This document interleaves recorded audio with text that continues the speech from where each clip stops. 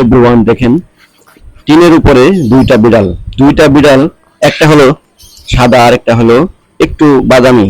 দেখেন কত সুন্দর করে তারা গল্প করে। আরে বাবা, এত সুন্দর করে গল্প করতেছে, মনে হয় তারা আজীবনের গল্প এখানেই শেষ করবে।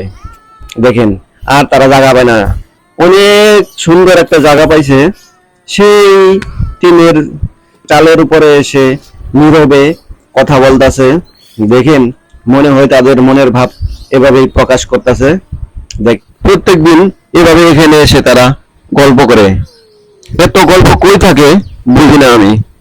আর এখানে হাউ মাউ করে কেঁদে ওঠে সেই মহিলা বিড়ালটি, জানি না কেন কাঁদে। আর হঠাৎ করে এভাবে কাঁদলে কিন্তু আমরা ঘুম থেকে চমকে উঠি, কারণ এতটা কান্নাকাটি করে মনে হয় কোনো মেয়ে কান্দাছে। এখানে আসলে কিন্তু মেয়ে না, এখানে মেয়ে বিড়াল এভাবে কান্দে, তাদের মনের ভাব এভাবেই প্রকাশ করে।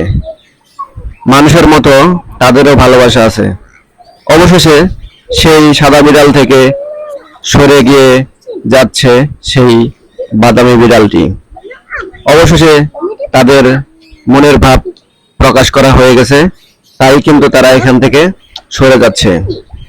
হয়তোবা আমাদেরকে দেখে ফেলছে, সেই কারণেই হয়তো চলে যাচ্ছে।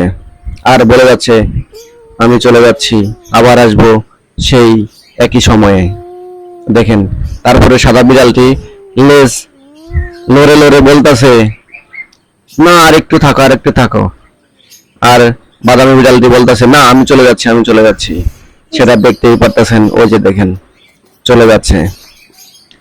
দেখেন, কিউট দুইটা বিড়াল, টিনের